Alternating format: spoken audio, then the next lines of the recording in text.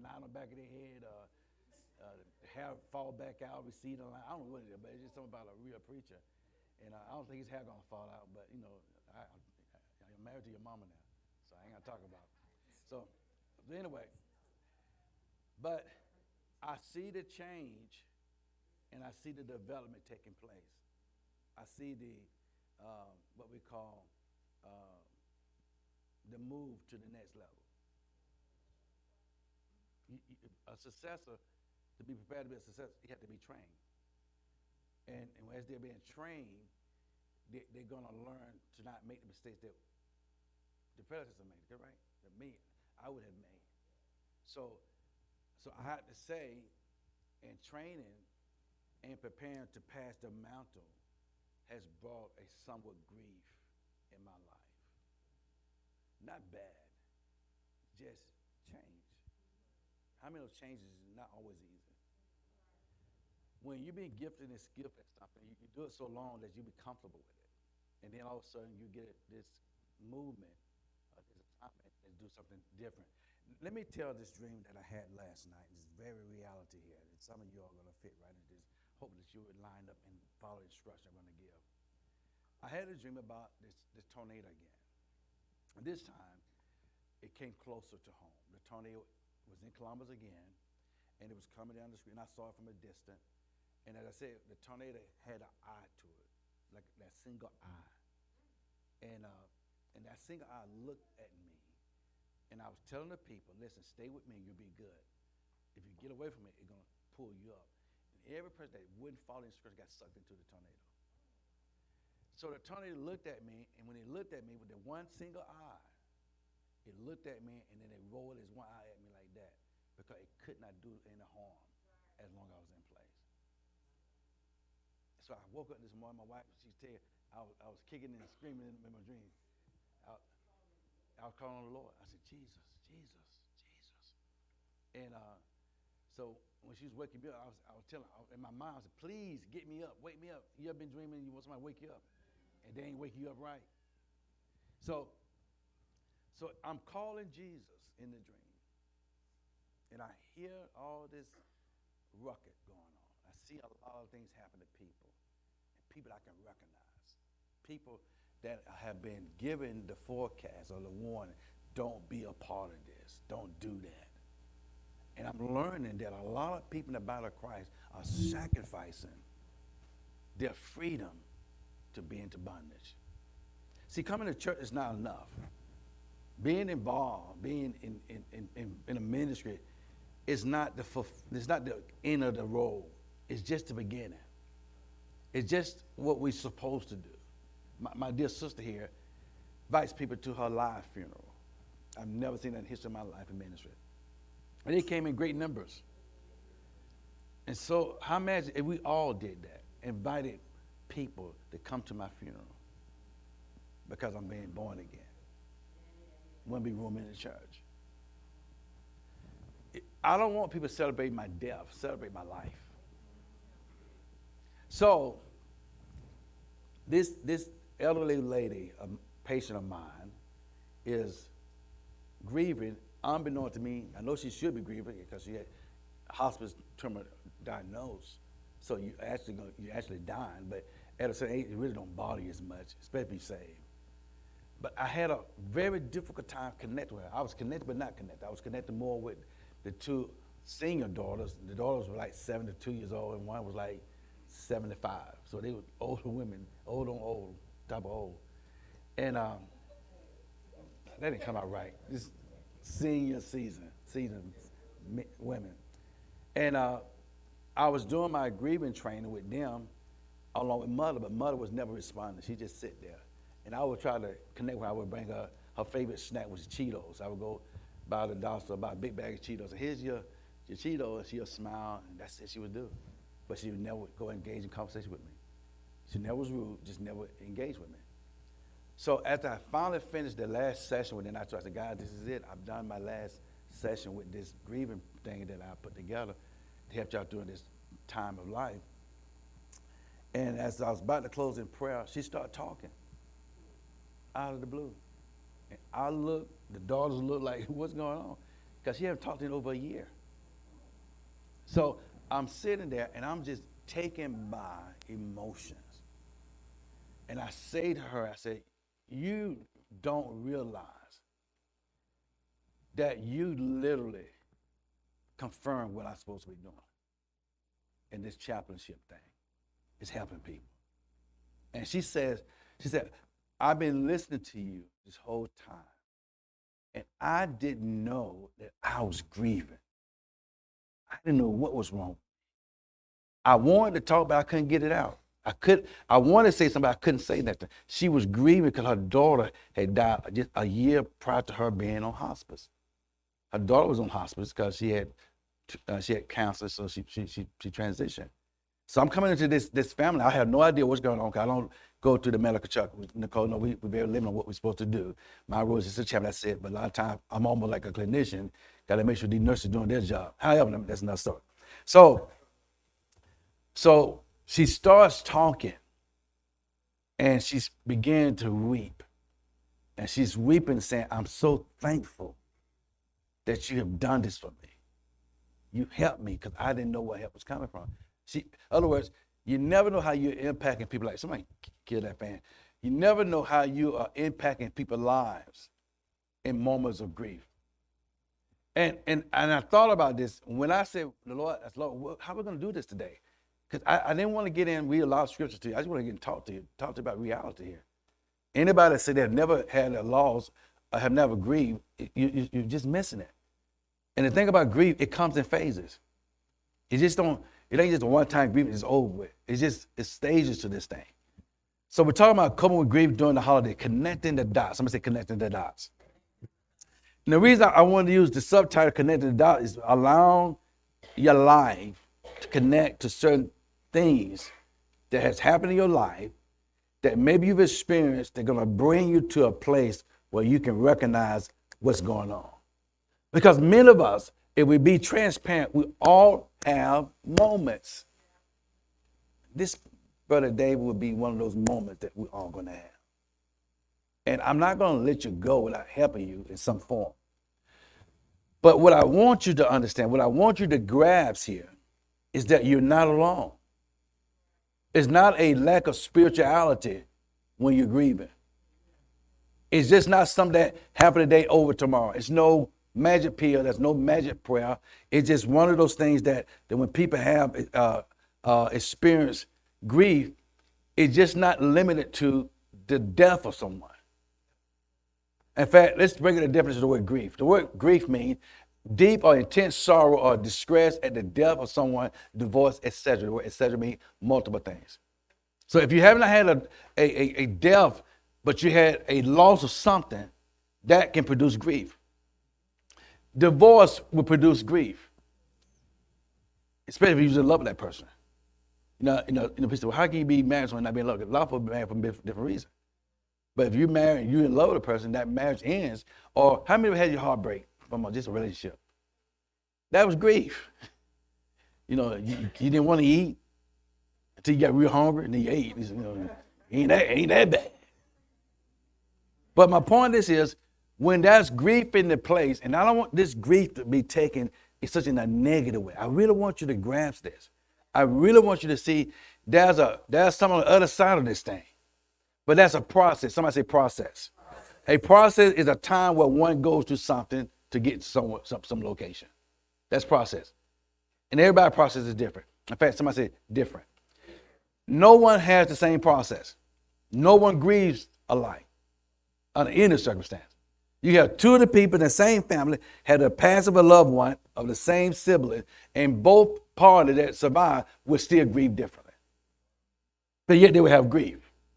And because grief is what it is, many times it's been misdiagnosed. Children have grief. If they're bullied, that can cause grief because they're not able to defend themselves. In fact, Pastor Mike, what Father Time at?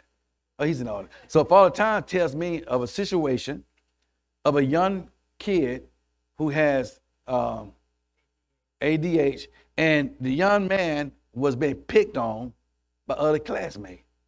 So Father Time stands up for him and, convince everybody in the room crying. Okay, he made everybody feel bad. And the young kid breaks out in tears and cries. And Mike trying to figure what's wrong with him. He said, no one ever stood up for me. So all this time, in his challenge of his situation, only person that stood for him was his grandparents, his parents, family. But no one in the school system. No other classmate. So this kid comes to school every day, being talked about, picked on, and he's grieving, and no one knows it. And that's what we got to understand about grieving. Sometimes people are grieving, and you don't even recognize it. You think it's a behavior pattern. You think it's just they're having a moment. Yes, that moment is connected to something. When you connect the dots, all of our grief is connected to something.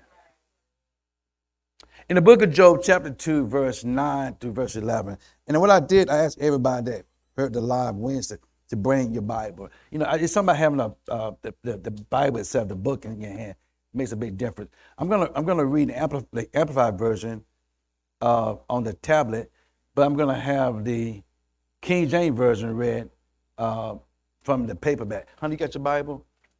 You need the big writing, or you want to keep the one you got?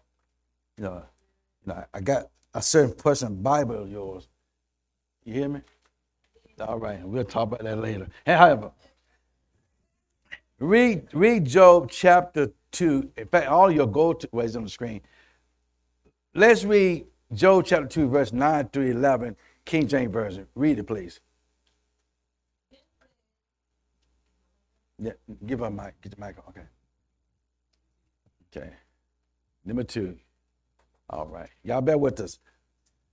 This is Job chapter 2, verse 9 through 11. Yes, ma'am. Then said he, his wife, unto him, dost thou still retain thy integrity? Curse God and die. But he said unto her, thou speakest as one of the foolish women speaketh. What? Shall we receive good at the hand of God, and shall we not receive evil? In all this did not Job sin with his lips? Now when Job's 3 friends heard of all of his evil that had come upon him, they came every one of them to his own place. I think it's Eliphaz. Yeah. Is that what you want? The Teemite and Beleth and Shudite and Zophah and Neathite, for they had made an appointment together to come and to mourn with him and to comfort him. Then his wife said to him, do you still cling to your integrity and your faith and trust in God without blaming him? Curse God and die.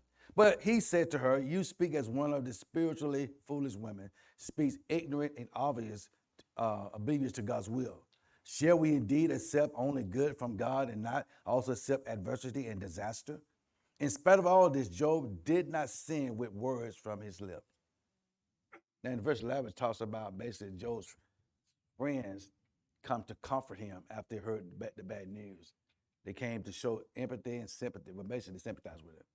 But even while they sympathize with him, we find out down the road, they start accusing him of what he was going through. Anybody been accused of something that you didn't do, but you was going through something? They just start making accusations.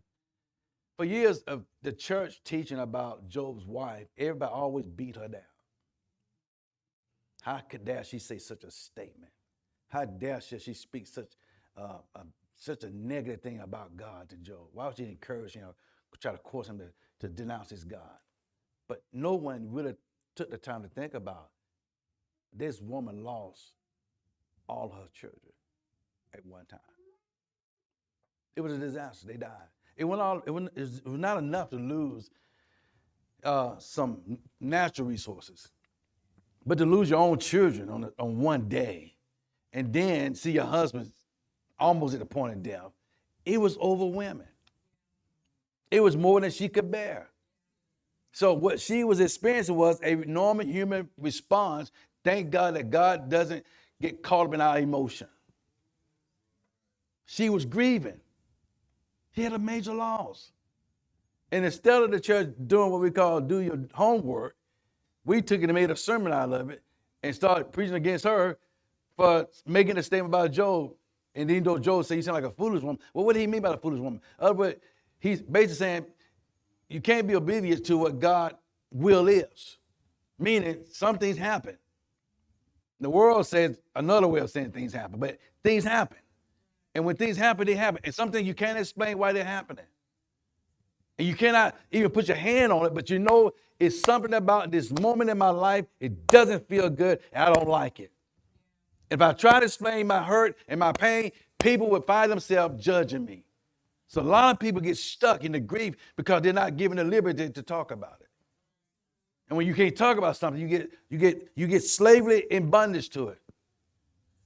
You never tell a person they have a time zone to stop grieving. There's no time in it. But there is a time to a certain degree where that grieving that the person has in that moment has to be visited. And most people grieve so long because they've never been visited. And when you don't visit something, it doesn't go nowhere. By now, they should be better. Who told you that? You shouldn't be crying because they won't want you to cry. Who told you that? Did they come back from the dead and tell my family don't cry? No one saying stuff like that. But if you study the history of oppression that black people have experienced, it came from slavery. So when the slave master would mistreat them, they had to be tough. They didn't show no emotion, but they had emotion. You know, if you, and this is going to help a lot of you understand why a lot of things are happening to black people today that's never been overcome. Is because they still been grieving from generation to generation. Never had a full conversation. So Job's wife is literally, Pastor Anderson, is at her wits. She's taking the most she can take. This is enough. This is too much. I mean, it's not enough that you let my kids die. It's not enough that you let my what we earned go away. But now you touching the man that all I have left. So she said, why don't you just give it up, Joy, and just curse him? You know, denounce him. Denounce this situation. Go ahead and die. And it sounds so not timely, but at her moment was time because she was grieving. And when people grieve or in grieving status or grieving mode, they say things that they don't really mean. And then you have to be mature enough to understand that, you know, it's a moment. Girl, I can't believe they cursed. It's a moment. Am I talking to anyone? So when people are grieving, please keep it control on the AC. When people are grieving, you have to have a heart for people. Because there are good days and bad days. But please understand, grieving don't start when a person dies. Grief starts before. Such as the announcement of the terminal disease, or the announcement of a divorce, or the announcement of this disaster coming. It brings people to a state of grief. But somehow we only thought grief means someone died. So let me ask you a question. How many have had a significant loss in the last 3 years? Some type of loss. See? No one's exempt. You know, when I give care to a hospice patient, that's a reality. And these people are facing a terminal sentence of 6 months or less life expectancy. Some 2 weeks. And some live 7 years on hospice. Some graduate off hospice. But the point is, if someone told you today that you have less than 6 months of life left, how would you feel? A lot of people say, I'm ready to go. Well, everybody ain't ready to go. You ready to go? Who all want to go to heaven? Who all want to go to heaven? You ready to go now? Why not? But some people are. But most of us say, no, I got some stuff I want to do. What you want to do? You got a chance to go to heaven, but you know what you got some stuff you want to do. What do you want to do on this crazy earth? I've said it and I say it again. At every funeral that ever happens, people that attend the funeral, other than the family, immediate family, the one that attended normally when they see that, be at that funeral, they're crying on their own personal loss. They grieve with the person that had had the loss, but their pain's not the same one that has the loss. So when you go to a funeral, people start crying, they be in the bed, they crying, oh, they must be mighty close to them. Had nothing to do with the person. You got professional mourners. You got some folks that love going to funerals. So, but to do that, that means there's something going on that draw that person to go to different funerals. It's grief. It's a way of comforting someone's own emotion. So Job's wife is at her end. She's tired. She's taking all she can take. And she's saying, now, this is too much. She's telling Job, go and curse God and die, man. Make it better for us. I can't stand to see you like this. I can imagine seeing this precious woman of my heart in transition state and not feel bad about it. Though I know she's going to go be with Christ, be with God. She's going to go to heaven. But to think that one day that I would have to either give care to her, which I call early evening to make sure she's clean. Pat, she done did it again. Come on.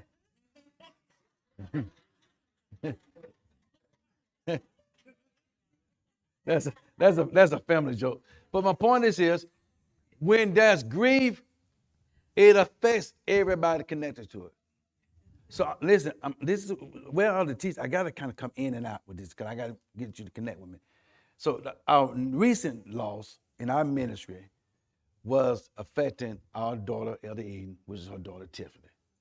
So we know that's just fresh. Okay. And Mother Noble daughter's transition, how many years ago? 9 years and 22 years. The 9, 22, and less than 6 months, almost the same to that parent.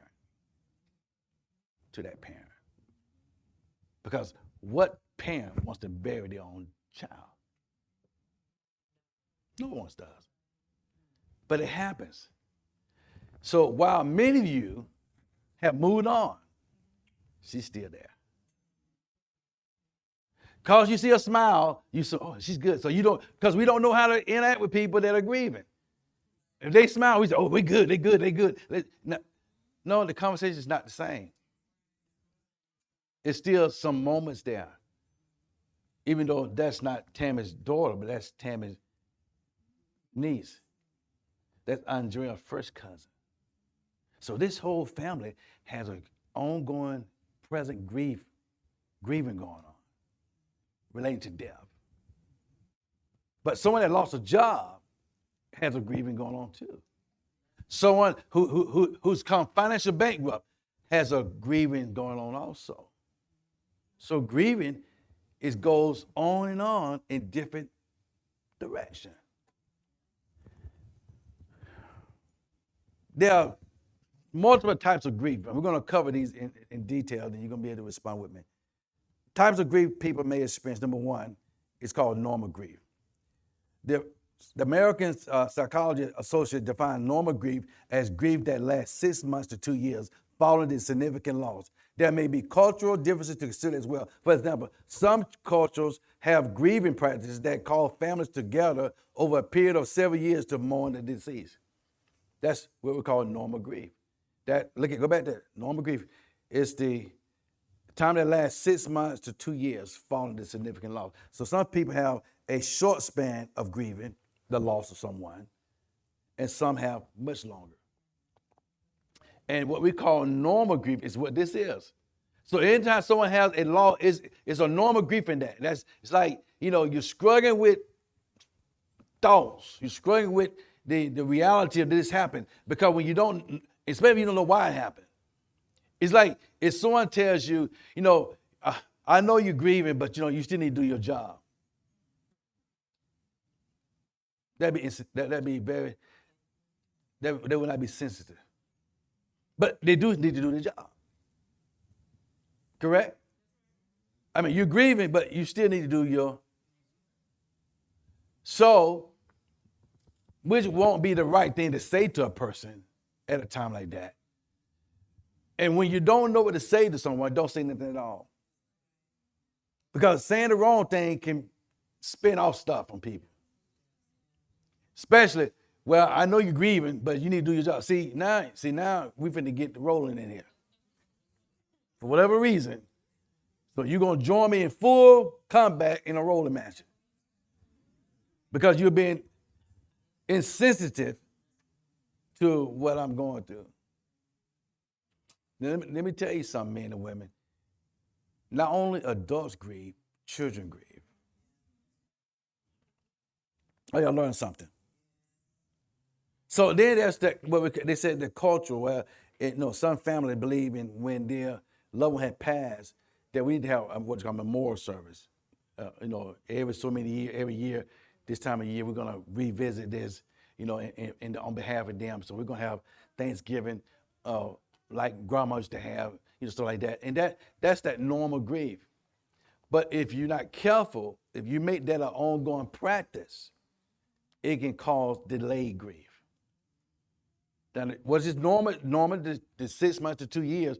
But if you carry out a cultural practice, that probably might not be the best thing to do.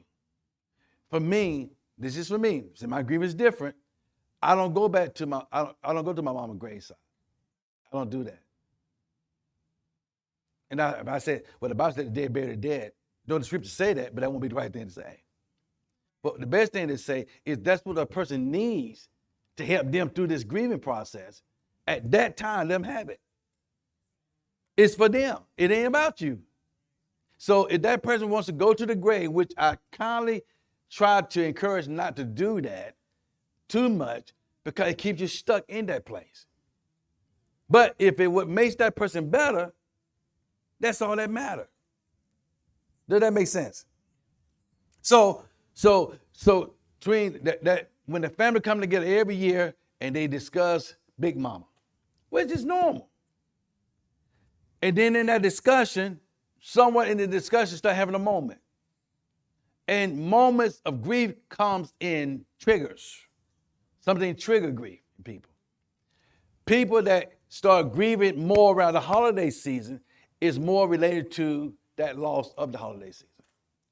For instance, Mother Borkin, youngest daughter, actually transitioned on Thanksgiving.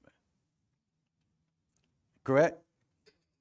So I'm very mindful when this time of year come around to kind of watch Prophetess, even unbeknown to her, because she moves different. Her interaction is different.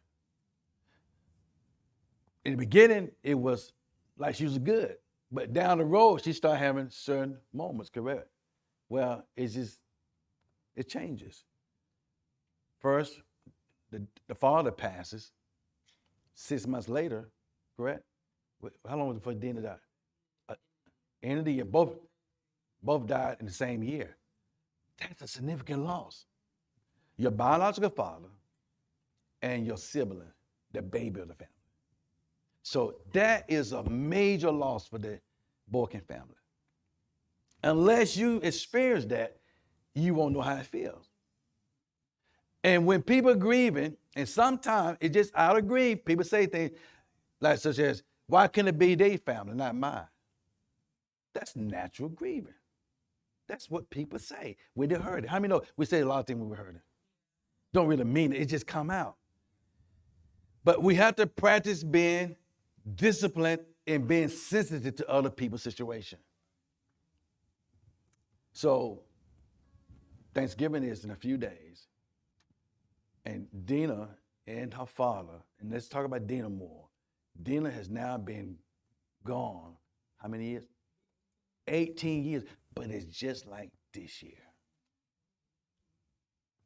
Because so I'm in a house with two grieving women who are not saying they're grieving, but I know they're grieving because the anniversary's here.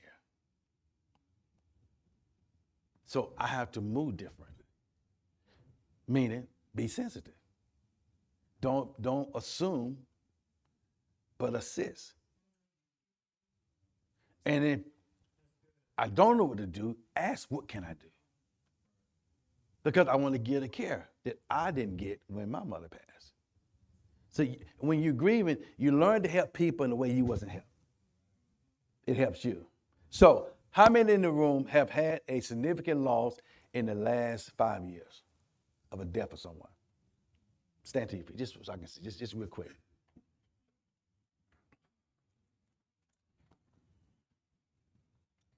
Let me commend you for staying in this session because this is very challenging.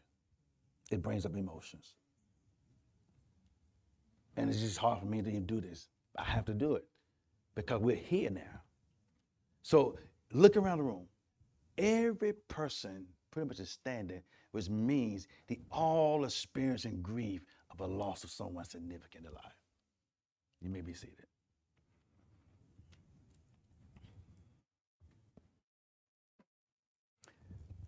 So the normal grief, dealing with the reality that this is happening, has happened, now says, how do I help someone that's grieving during the holiday season? Someone asked me a question maybe a week ago. They said, have you started watching your Christmas cartoons lately? Yeah. Let me tell you why I watch those Christmas cartoons. You want to know why? It's something me and my mom shared. So it's that part of me, we're going to show you that part of grief, what that means, is this time of the year, my mom and I would sit and watch the cartoons together. I think she did it for me to keep me from being extra. That's her way of giving me my medicine. You know, but watch this cartoon, see fake Santa Claus, whatever. To the fact, even when it was kids, my mother actually hired a real Santa Claus to come to our house to bring toys to us. So here I am, this kid, living out the continuation of what me and my mom shared. It was very important.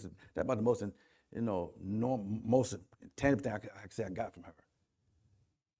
And I would watch the cartoon over and over again. How many days? During the holiday? Yeah, what was the worst year? Okay. Mm-hmm. Yeah. I had what you call a pre-grieving moment. I started watching the Christmas cartoon in October.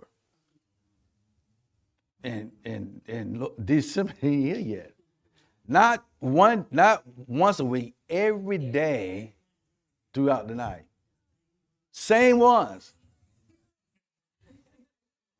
But it was grieving. I'm grieving the loss of a relationship that I don't longer have anymore.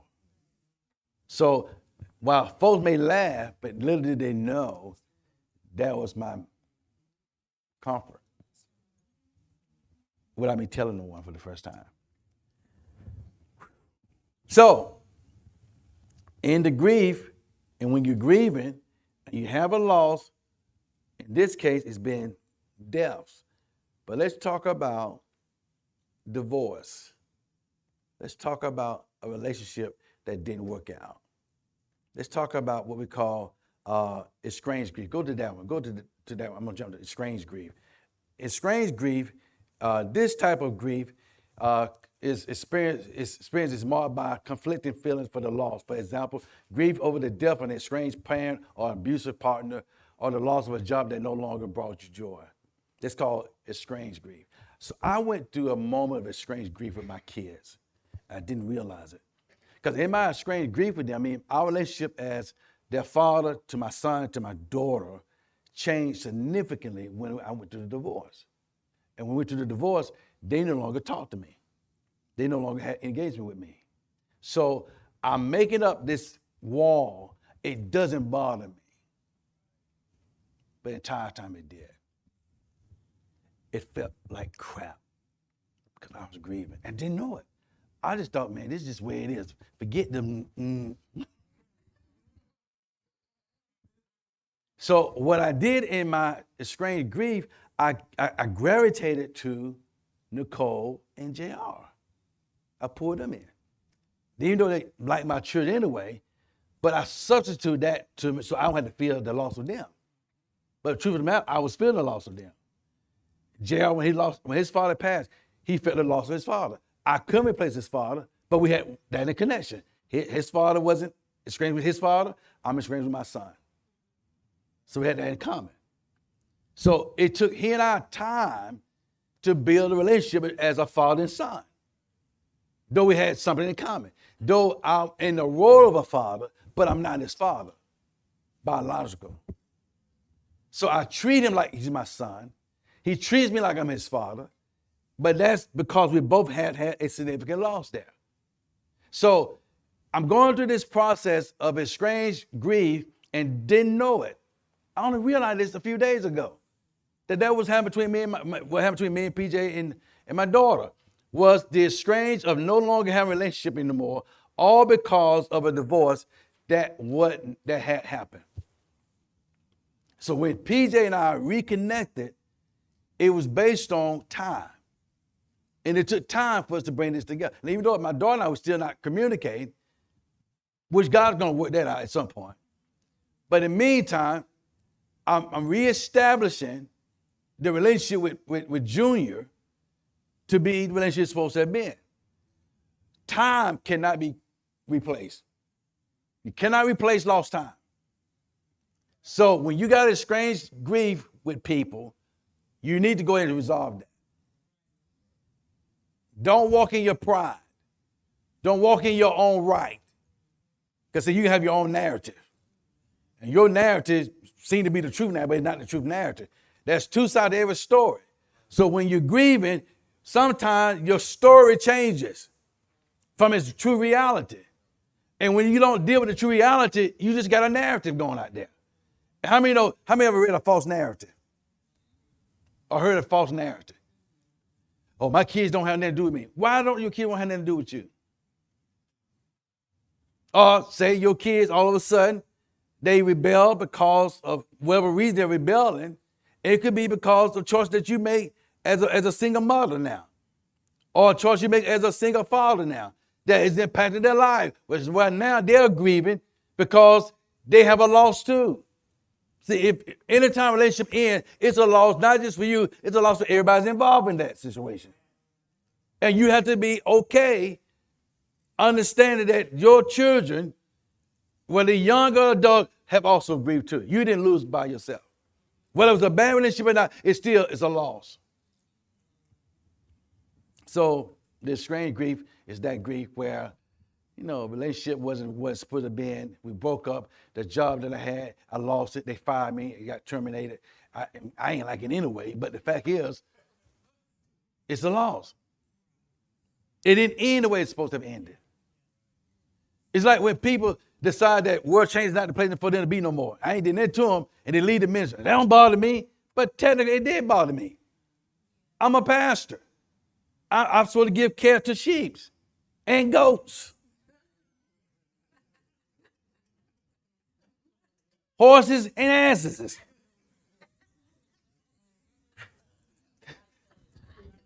But at the end of the day, it's the care I have to give, and I can't deny my role and my position. Because as a pastor, I'm counted as sheep for the slaughter. It's not easy pastoring. It's not easy being of the fivefold of ministry. But when this strange grief takes place, when that's going on, that means a person is estranged with the situation, estranged with the person, estranged with certain people, and they take it on a false image that they're good when they're not. You can be estranged in a marriage and though y'all together. And that's grief too. Oh, y'all learned something. The second one is called absent grief. This grief is when there's a complex void of grief in response to a great loss. This is more common when the loss is sudden. In other words, say the absent grief is when the grief is not being dealt with. It's absent. In other words, it don't come to surface until there's another loss. And now there's more pain of this thing. Where the loss that originally happened, or the decision where you should have grieved earlier, but that's the wrong one. That's delayed grief. Absent grief when you didn't grieve at all. It's missing. And then when something happened, then the grief takes place. So what that was absent now is prevalent. It's present now. And I believe a lot of times, many of us have gone through what we call absent grief, meaning you had the loss, but it ain't really affected you like that. I get a text from my daughter, Deborah, and it's Prophetess Sandy together, and she texts, and she said how much she appreciates us, how much she appreciates what we do, how that we've been doing this teaching about grief, and she just had a passing of her brother a few days ago. But yet she's sitting right in church. See, you never know what people are going through. Because most people, when they have a loss, what do they do? Stay home. It's not abnormal Because when you're grieving, darkness sets in. And darkness don't mean sin. It's just a darkness in your life. Anybody had a dark moment? And it wasn't sin, it's just a dark moment. Grief is a dark moment. Grief, it brings that darkness on you. And in that darkness, it becomes very complex and complicated to live with, to deal with. Better to live with, to address. And then the third type of grief is anticipatory grief. That means you're anticipating this didn't happen. Well, this type of grief is felt like anticipation of a significant loss. This includes things like the diagnosis of a terminal illness, anticipated layoffs, or impending divorce. That's that type of grief. You're going through this cycle, you're about to get divorced, you're fussing and fighting, and you know it's about to happen. So this grief sets in, and now you anticipate it. Or the doctor's giving you a terminal diagnosis, and now you're waiting for the results. And it's tough. How many ever got a diagnosis and you wait for the results? I've been there. I remember years ago, I had applied for additional life insurance. And I had a good policy in place anyway. But I wanted more because I've learned over the years that most wealth is created by life insurance policies. So I want to make sure that, my wife will be well taken care of. Well, she will be taken care of. So the insurance company sends me a mail, not email, I didn't have email like that then. They sent me a letter stating that I would deny the coverage because things was found in my medical history. Something medical history other than high blood pressure. And at that time, the person that I was with had a situation, lifestyle. So I'm thinking, at this point, have I got something that now I'm about to die with, that I didn't do nothing wrong about? Can y'all follow me clearly? So I'm worrying all night. I'm worrying all Saturday. So I called the number, and it's on a Saturday. Normally they're closed. They answer the phone, the rep. And I told who I was. I said, I understand that y'all terminated. I said, yeah, because your blood work. Oh God, what? I said, what is it? She said, well, we're not liberty to tell you that. We have to talk to your doctor. I said, ma'am, it's Saturday. I can't wait till the doctor. I need to know now. And she said, well, sir, I'm not supposed to do this, but according to your blood work, it looks as though you are an alcoholic. That's good news. That was good news. That's it. But what it was, I was diagnosed with somewhat of liver malfunction. Because as a kid, because I didn't have a father, I would drink NyQuil at night to go to bed, unbeknown to my mother. She went, well, where the NyQuil going? I ain't saying nothing. I don't know. But the NyQuil was taken because my friend was janking on me by not having a dad. So I felt so bad about it, I would drink NyQuil to go sleep at night. So over a period of time, it looked as though I had been drinking. And even as an adult, I still was drinking NyQuil because I was in a situation of marriage that was bringing a lot of pain in my life. So I would do the NyQuil to go to sleep quicker. So I had to deal with the situation. I was grieving. Are you following me? So in this grieving, at that point, now I'm facing multiple challenges in my life because I didn't know I was grieving. I'm just thinking these are things that happen in my life. And my reaction was showing it. Because when I was grieving, I found myself doing more purchasing, buying stuff to accommodate my pain. Because I was grieving. I'm buying collectible toys. I'm buying this and that. I'm buying cars. I'm buying stuff. What's that? Gadget. Call me Inspector Gadget. Just buying stuff. And I can make it a reason why I need it and justify it. Only for another year, wait me out, you can have it. Yeah, because JL told Mo, just wear him out. He'll give you that truck. He almost got it. He wrecked it. He almost got it. No, really, it did. I went down just to get another one, but they constantly ain't told like, God, I'm breathing again. So, and many of you going to probably have the same situation where in your grieving, you found yourself buying stuff. And buying stuff trying to fulfill that pain of that loss. Remember, in a relationship, when a relationship is going bad and when you don't get help in your relationship, you start grieving and you start doing stuff. You start, purchasing things. You start ordering stuff on Amazon. And you become Amazon main supporter because you're grieving. Because you think for the month, if I can have this gadget, I'm going to feel a lot better, and I'm going to do this, we're going to do that. Just buying stuff. I can't tell how many bicycles I bought. And just the grieving state. Because I was in the estranged grieving with my kids. So I'm buying stuff to cover up the pain. Anybody relate to this? Now, any point, if you're not asking me a question, you can. If you got a question or comment, you're free to do so. Just say something that makes sense though now. Don't throw us, What was that? Yes. Pass the mic, please. Yes, ma'am. You buy those things because you're in a bad place. And so you shop because it makes you feel good. And even when you get those things, you feel good about it. That's that fleeting joy. That joy that just goes away with that item. So, yeah, I've done that a lot. Okay. Anyone can relate to that? Yeah.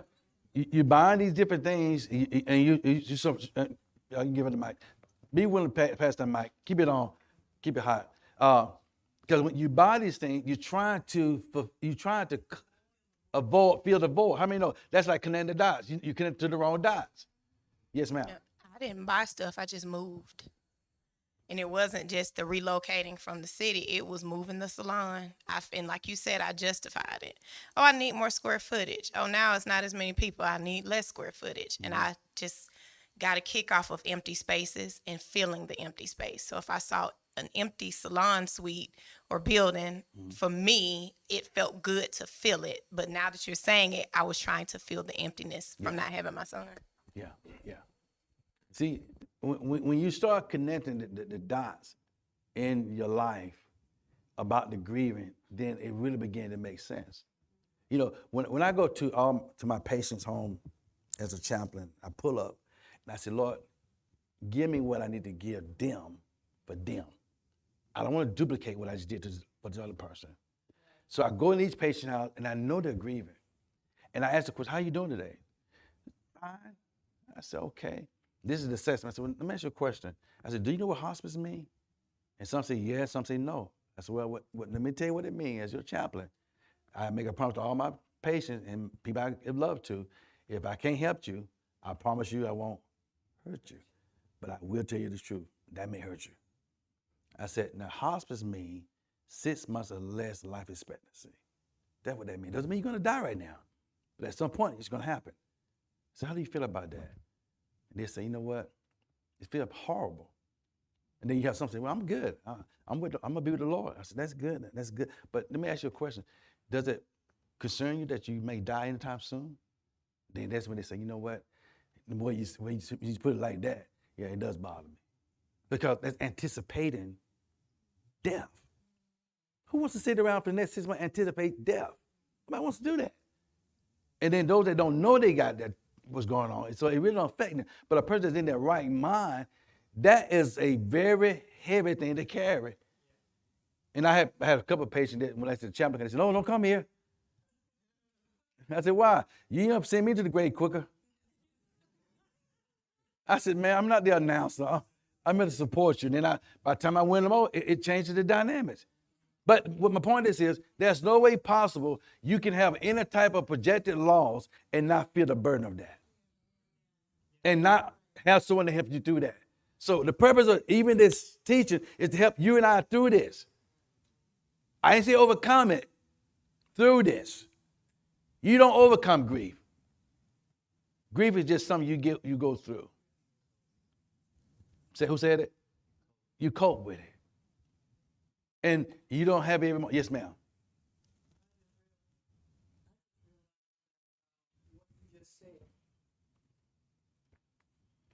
I just realized what you just said.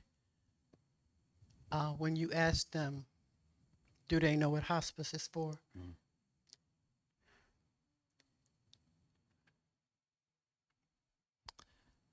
They didn't tell me that. I just thought that when my husband was at home in hospice, that they were just coming out to help me.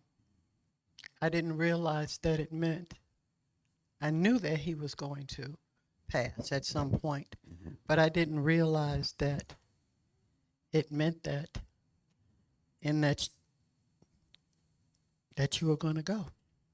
I just learned that just now. I just thought they were just coming out to help. Yeah. That's what it means. I mean, fortunate and unfortunate. A lot of time in the medical field, they do give false selling that you can help in your home. You can help in your home, but that help means what it means. Hospice used to be 12 months. Government said that's too long for us to be paying for these people to be on this service, so they narrowed it down to 6 months. So every 90 days we call research to make sure they qualify, and then they qualify, they move on.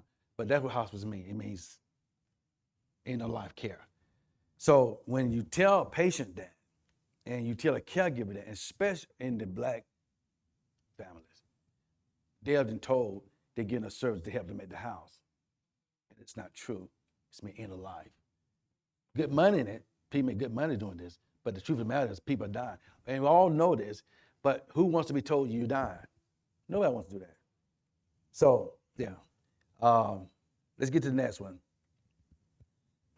Delayed grief. This is sometimes delayed grief serves the face of another significant loss down the line. It functions like a trigger, opening the gates from the initial loss. So the initial loss has happened, but it's delayed. So now another death or another major loss takes place, and it activates the original one. So the original one has that plus the other one. So now this person has a major thing going on with dealing with the grief now, because their grief is heavy. So you say, well, you know, by now you should be okay with this now. No, that's been 18 years ago. Correct, mother? How many years? Not in 22, put it together, that's 31 years. That's 31 years she's been grieving. All the years she's been grieving. And when you're grieving, it causes, it's delayed sometimes, it stops you from being able to get what you should have got a long time ago. To understand it. Then information can determine the outcome. So the more that you know about this grief thing, then you'll be able to understand why people act the way they act sometimes. You know, if you understand about grief have people being promiscuous. They're trying to feel a loss, avoid. And everybody thinks, oh, she just fast. No, something's going on. Yes, sir. Also on the delayed grief, sometimes it's because you're so busy taking care of things in that loss and doing all of the work, and you keeping yourself busy. Some folks even go back to work, so you don't have time to process. You don't allow yourself time to process it. You keep yourself busy. Then when something else happens, that's when you break down. Yeah. And when that happens, again, it goes back to not being given the information or the liberty to do so. Because in our culture, we tell people what? Don't cry, be strong. We tell young boys ain't supposed to cry. What are they supposed to do? When Junior father passed, all we can do was be supportive of JR. In spite of his story, however his relationship with his father had been, at one point, his father was his hero. He was his Superman. He was everything he ever can imagine. They became estranged, correct, son, for a period of time. And then that estranged, they got a chance to go back together. He got a chance to take him to the doctor, spend a little time with him. But they still had an estrangement going on. And sometimes the estrangement never get resolved because the person passes. And now you have to work it out with yourself with the support of other people. So Nicole, Pumpkin, and JR and Proverbs is saying. They're on the phone pretty much every day talking. And so often the conversation come up about senior. And they have their moments. And I sit there, I just listen. Now, do I want to help? I do, but my help won't help them. Because that's something they're dealing with themselves that is personal. Not that I cannot be a part of it, but it helps them to have the conversation. And most of the conversation is about some of the most craziest things that have happened. And they laugh about it, but then they have moments about it. See, there have been several significant loss with them. The father, then the father and mother. See, these things it's like it never ends. Can y'all relate? I see in a minute. It's like it never ends, but it's not trying to bring it to end. It's trying to help you understand that there is light at the end of the tunnel. Yes, ma'am. So, listening to the delayed grief. So, at 15, I lost my mother. And for years, I really thought something was wrong with me because I truly grieved for 13 years straight. 13 years. She passed in October. And so when October 1st hit, I literally transformed into a different person. I just was mean.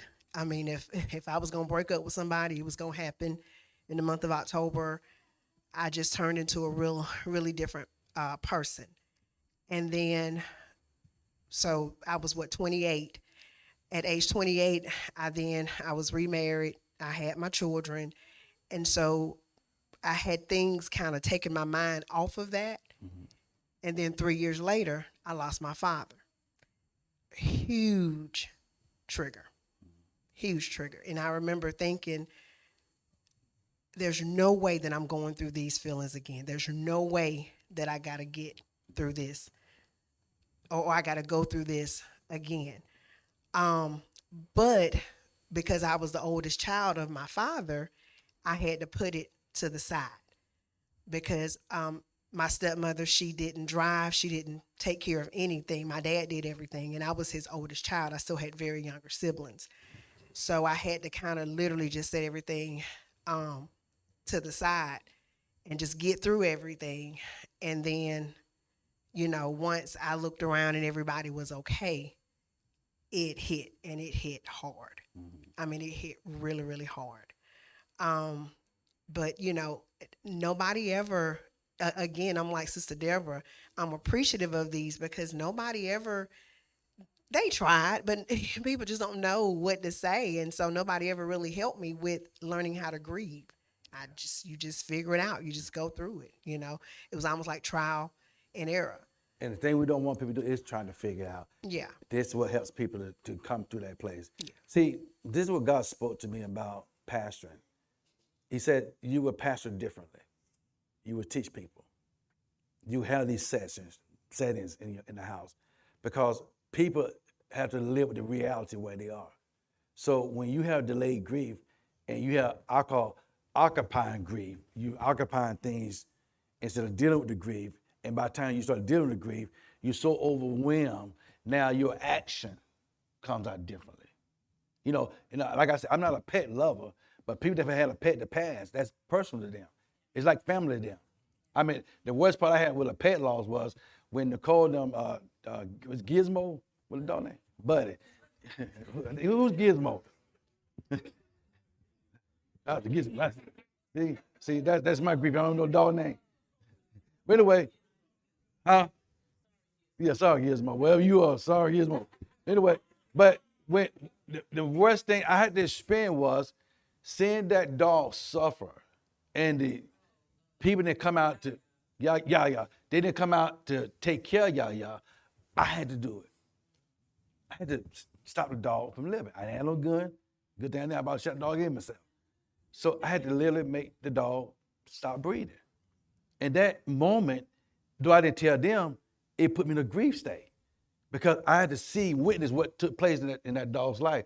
So delayed grief is when things happen then that doesn't get dealt with then. And like some of us, it's just finally coming to surface. That's why you got tears in this room. Some of you are feeling those pain. You're feeling that reality. And that's a good thing because that says you're still connected. You're connecting the dots. Are y'all learning something? Let's talk about chronic grief. Chronic grief is when, with chronic grief, the griever has an incredibly difficult time dealing with the grief or overcoming it. That means it becomes so indebted. It's real tough now. It's chronic. Medically is when that person or those individuals need very different type of level of support because it's getting to a place where now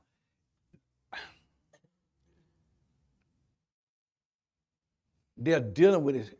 It's very difficult, and a lot of times because they didn't get the help in the other stage of the grief, the different types of grief that lead to the different stages, and then there's stages of grief that you go through, and when you don't deal with the anger, you don't deal with the denial, you don't deal with the rejection. See, a lot of those things happen to a person that when you're grieving and you stay in it too long. Now don't think about the time. It's so long not dealt with. It becomes chronic. That right word? What would be the right word? Chronic. And that is a very serious situation there for a person or people. So what we have to do is kind of, again, go back to sensitivity. You got to be sensitive to what people are. Don't assume people are good. Don't assume because she still comes to church every Sunday and she's in place that she's good. But then there are other things going on in her process. Like yours, there's other things going on in your process. Some of us, we run to certain locations, think they're gonna make us feel better. But only to find out until you deal with it and start addressing it, it's gonna be delayed and it's gonna become chronic. We gotta get help in that. Anyone else say a question or comment? The last one, this particular one, is called traumatic. Yes, ma'am. I'm sorry, babe. This is good for me. But this, what you were talking about, my sister Dina, she's the baby girl. Yes, ma'am. Her passing on Thanksgiving really just kind of shook Thanksgiving for me. And so in my realization of you teaching, my thing with the family is Thanksgiving meant everything. Like even if the family didn't come together for Christmas, we didn't come together for anything else, I was just adamant about Thanksgiving. And in that, this teaching it's a realization that was my lost place. Yeah. That's why, and the kids probably didn't understand, and I didn't really fully understand it, but I would want them to be, let's come together for Thanksgiving. And so it was a very emotional, deep hurt if we couldn't do that. Because, and now I'm connecting the dots, it's because of that. Because I had such a takeaway during that time. So I really appreciate this. And I had to come to the understanding as well, because it's not about, I think, my children being adults and having their own lives, because I had no other demand than anything else. That I wanted them to do this for me is to come together for things. You remember, well, the kids all know too. Yeah. That was a significant day for me, just to come together for Thanksgiving and connecting the dots. That was my place of loss. That's where I got in that particular area dropped off. And along with that, this is gonna kind of help y'all understand also. When you have delayed grief, I go back to that delayed grief. It's when you should have grieved at that moment, but you was denied that. Listen, when my mother passed, I was told by an individual that I was not to cry before the people, the church, because I would appear to be weak. So I went for years, I wouldn't show my emotion in that area. And that was delayed grief. It's only when I went to CPE, I understood that I was having delayed grief in my life because I didn't really grieve my mother passed. I'm at my mother's bedside when she passed. I see her had this stroke.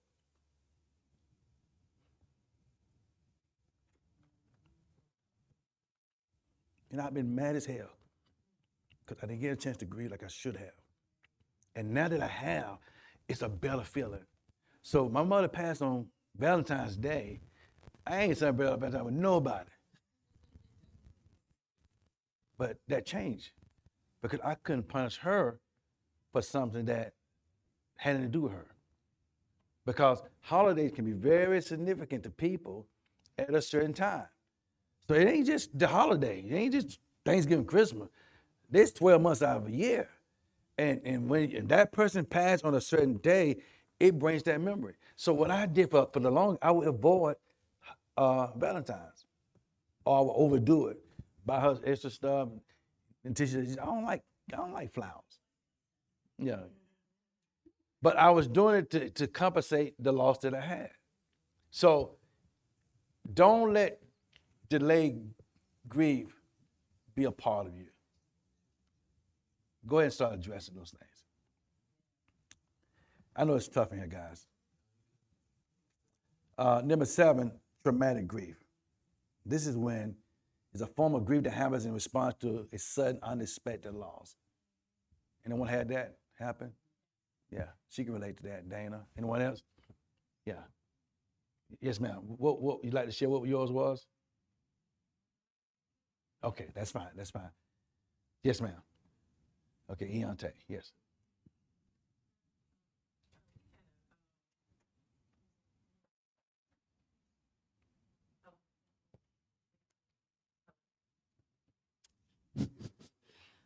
So we had a traumatic grief in our family. We had our one of my cousins. It was so interesting. We had stopped talking back in 2013, but what ended up happening was in 2016, my cousin's daughter was killed. She was 4 years old, and I can't even cry now. But so it was you had to delay because you was she didn't just off to die. She got hit. Her mother ended up getting hit. And so, took her to the children's hospital, and to see her father, which is my cousin, go through, and he never said anything. And so we knew when she had kind of passed, it was like that Wednesday. So it was that Monday, we ran up there to Atlanta. Then that Wednesday happened. And then that Friday, it was like, the doctors had told us that she, we don't, she, brain injury, she don't have the senses anymore. And so my cousin, he went down to the, we all went down, I don't know how it even happened. We all end up in the, where the carport was, and he just screamed so loud. And we just all covered him. It was like 50 of us, because it was so traumatic, it was so traumatic, and we all grieved in all different ways. Like, we hollered, I fussed at her mother because she was with her mother at the time, and like, how could you do this? We were here, it was so traumatic. So her birthday, her death day, all that, is traumatic for us. Like, we love our kids a little more, we appreciate we're more attentive in family. We do way more family things, so it was very traumatic. That was probably I know that was the most traumatic thing ever. And being so close to home, because me and my cousin, we grew up as brother and sister, like, literally. And so for no matter if we talked or not, it was like, that was my niece. That was my child. I loved her. I remember when she was born, so it was very traumatic. And so, yeah, that was definitely a loss of a child in that manner. You can't even imagine. Yeah, I can imagine. Yeah. Who was it? Brother Deontay, and then mother. Then we're gonna. Oh, who's that? Go ahead. Who wants to say something? Go ahead. Oh, we'll get you next, Michael. Then Deontay. Has it been? Did y'all turn the mic on? Leave the mic on. It's on. Okay. It's been 26. It's gonna be 26 years ago, on December 7th. I had a beautiful daughter, and she met with a guy, and he was very, very jealous of her. She was beautiful, beautiful child, and he killed her here in Columbus. And I don't talk about it with nobody. I still grieve when I'm alone. I try to not be fake when I'm in public or anything. I'm a good person, always been a good person. Why that happened to me is my question. It's very traumatic, and I don't wish this on anyone. About when somebody is just instantly being taken from you. That is, you don't have time to grieve because you are numb for months or years. It's not that you don't have time to grieve. You just numb. It hurts the bottom of the stomach, the pit of your stomach hurts. You see everything far away, out of reach. It's very, very painful, and nobody can help you grieve. Nobody.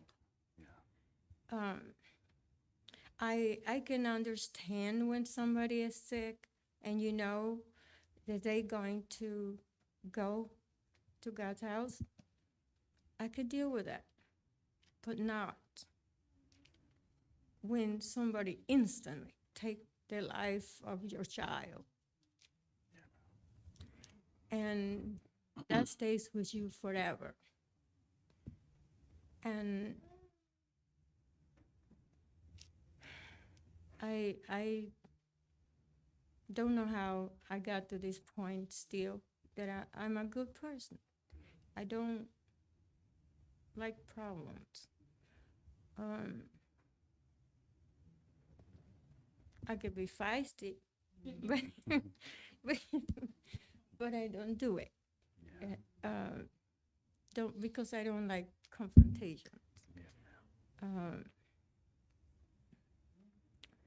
But it is very difficult for me when her birthday comes, when Thanksgiving comes, when Christmas comes, especially Christmas, because she died just before Christmas.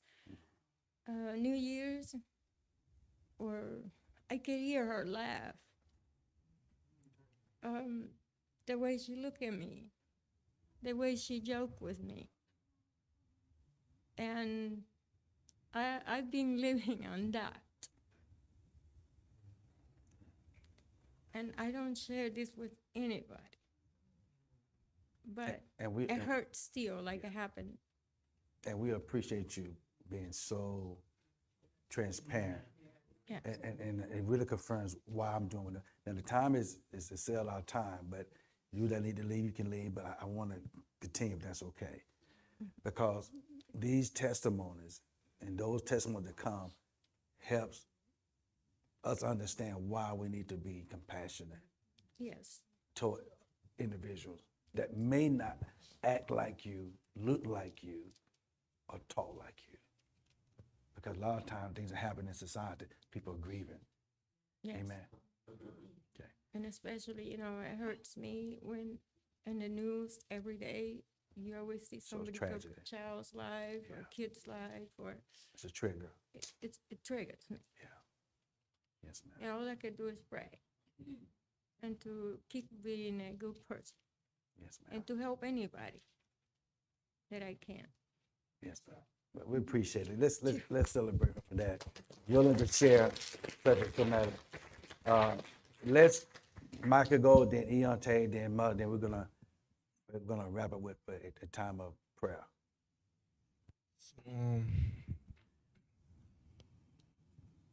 So like I think this happened I want to say like 2 years ago or 3 years, something like that. It was a Friday, like after school. I was having a good time, and then all of a sudden like my dad calls, and he told me he had some bad news, and he said that that my granddad had passed away, and I mean at first I was confused at first, like my heart, like, and then after that my heart started breaking. I was about to break down, like, it was just it was just so hard to hear that. And he and not to mention that he was also somebody that I had a deep connection with, that I could talk to. And after that, and then when I went to his funeral, I saw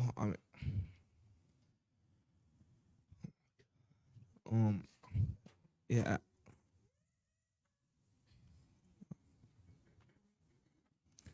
I had saw I saw the those one of those flyers that that basically shows the whole program and stuff. And I saw a baby picture of me and him, and that would got me deeply right there. It's okay. Yeah. That's good. Thank you. Thank you so much. Amen. Y'all just bear with us, okay? Deacon Eonte, were you done, Michael? Were you done? Okay. Thank you for sharing, son. Thank you so much. Deacon Eonte, please. First of all, I'll say things like this is very well needed, and I wish we would have had it back when I was coming up. When I was 13, I lost my brother, who was 17 at the time. And within those emotions, it was everything's bittersweet, because unfortunately he was killed on another brother of mine's birthday. And we ended up burying him 2 days after his own birthday. So around that one whole week is always emotional landmines. And then fast forward, unfortunately, I lost my grandson. And it's every day it's always before me because of different things that I see, then seeing other people playing with their grandson as well, and then knowing what my son went through. And what makes it ever more stronger for me as far as the grief portion, not long before then, my son was shot and he was touch and go. I thought I was going to lose him as well.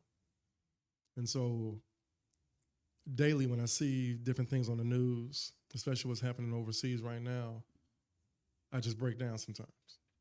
Just knowing what I could have lost, what I have lost, and how others are feeling because they have lost as well. For me, not being able to have outlets like this when I was 13, I didn't know what to do with the grief. So with certain people, I took it out on them. And with others, I shut down. Being able to have something like this at ages like how Micah is now, it would have been an outlet for me. Being able to just even speak freely about it, because a lot of people know in a lot of families, they don't want you talking about it. As a man, you're not supposed to show too much emotion because other young men are looking at you to be strong. And that's how I felt then, looking at my father. My dad didn't cry. He didn't show any type of emotion once my brother was killed. And so for me, it's why? At the end of the day, it's always, that little thing in your head wondering why certain people aren't showing emotions. Just recently did I really get a full understanding of how some people process grief. I had to bury one of my friend's mother 2 days ago. And in doing so, he and I sat down and talked. He said, I did everything I could with my mother on a daily basis. Every time she called, I answered. Every time she needed me, I was there. He said, I have no regrets. He said, I may not be fully processing everything at the moment, but I have no regrets because she lived a full life, and every time she needed to be happy, I was there for her. Every time something went on, I was there for her. He said, I lived 47 years of my life, not one day did I not speak with my mother. So I tell others, when you know that you've done right by certain people, be happy within that. Why? Because God gives us all different things in life. And if you know you've done right by people, there's no need to feel grief over their passing, because they were happy with you in the moment. That's called giving them their flowers while they can accept them. Moving forward from the point of losing my grandson, I had to come to terms of not, overshadowing my other two grandchildren by my same son, so they won't feel no other way, slighted, feeling as if I love that grandchild more than the other. And growing up, the reason why I say that, because looking in my mother's eyes when my brother was killed, I seen something beyond grief. And I used to often think, did she feel more for him than she did her kids that are living? But the answer is no. Death is unspeakable to so many people in so many fashions. And how people handle it is not cookie cutter. You cannot give someone a pamphlet and say, this is how you're supposed to grieve. I don't care if you have an only child or you have 12 children. The loss of a child is a loss of a child. Same as the loss of a parent is a loss of a parent.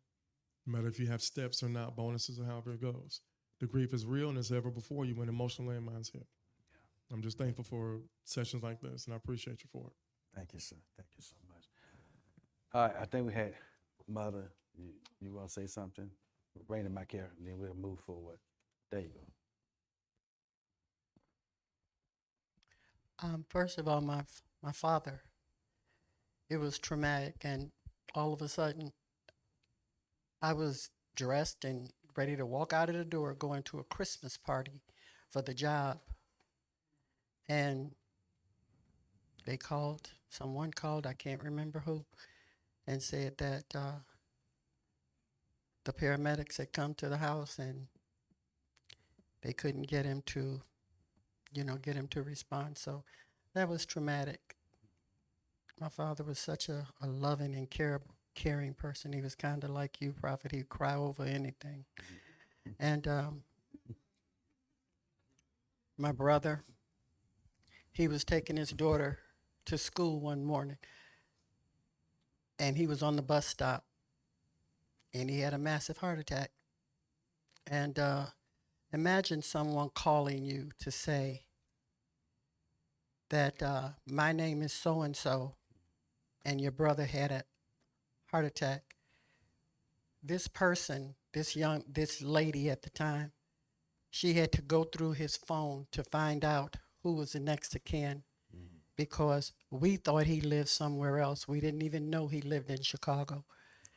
And not only that, when we went to the hospital to find out that he had a 10-year-old daughter that we never knew of. It was terrible. It was so bad. My sister, she was so angry with him, seeing him lying there. I mean, she actually beat him on the chest and say, how could you do that? Not tell us that you had a daughter, that we had a niece. And then last year, my grandson, all of a sudden getting shot. And I wondered why sometimes too. And I said, I'm 74 years old, 73 years old. Why not me instead of him? He's 23 years old, but I can talk myself through that. I have come to talk myself through that. But just realizing how fast someone can go, and, life is not promised to you for the next day. And so you need to be right now, with God especially. The reality of all of this is that, and what I'm hearing in the room has been delayed grief. It's been grief that has not had the opportunity to be addressed, and then especially the traumatic. Anytime there's a loss of someone dies, unexplainable. But then there come a time there's no answer to the question. The death has happened. What do we do with this? How do we take a painful moment and see God in it? Job says, until my appointed time, I will wait for my change to come. To have lost all he'd had, the children would never replace. He just had more children, but it never replaced the one that died tragically. Trauma is trauma. If you served in the military, if you served in law enforcement, you served in any capacity dealing with people's lives, one-on-one, if someone dies unannounced, unexpectedly, it can be very traumatic. So we have to ask God to help us in this process, help us to come to some type of normalcy, even in the midst of complex and complication. The Bible says he's a present help in time of trouble. Everybody's trouble is different. Everyone's pain is different. Everyone's grief is different. But this won't be the only loss you'll ever have. There'll be more. That's why the scripture says that when we be before the Father, he'll wipe away all our tears. We have no more memory of these things. And Apostle Paul in his writing said to be absent from the body, present with the Lord. Because there are things that we are encountering on this earth that only going to reside here. But when we go be with Christ, be with God, it has no more memory. The Bible says the dead have no memory. God is so unique in his own way that he said he'll wipe away all these tears. Because who could imagine a loved one not being eternal with God? Don't want to imagine that. That's a reality. And if you have a strange relationship with people that don't have to be there, don't be there. Time people come together seems to be, Brother Davis, when there's a funeral, and everybody said, we're going to spend time together. After the funeral, everybody go right back to the way they left. And no one made that connection until the next one, until the next one, until the next one, and they never come together. I pray that the teaching today would help all of us to take advantage of relationships, because they're far and few. I value my son, JR. I value my daughter, Nicole, all my children. I value them. I value everything about her. Y'all might see me posting. She got the juice. Yeah, she got the juice. But I post because those are times I have moments and I reflect on what she's been for me and how she's been there for me. How she's helped me through storms and been my best friend, the good, the bad, and the ugly. Heard I was laughing just the other day. She married a man that was troubled. Was in a lot of trouble. Was broken. Didn't know how to love. But that came to you. You taught me to value family because I didn't have that. So I grieve not being connected with family. And you taught me how to connect with family. You taught me how to be a man beyond resources. Because I always looked at, as long as I got the resources, that's all that matters. But resources don't make nobody happy. What makes a person happy is having that connection. That's what you've given me, and I appreciate you. And even in this moment, I stand with you. And I support you. Amen. So let's pray. I'll ask my son, Pastor, to come stand with me.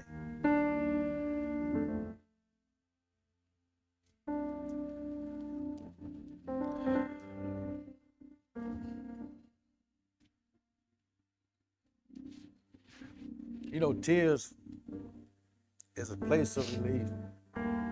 So you got tears, let them go. It's a river that flows of the emotion that gives you the freedom at that very moment. In order to overcome the pain that many of us have, it's those tears that gives you that release. So Father, I just pray that every person, individual in this room right now would experience what it is to have the freedom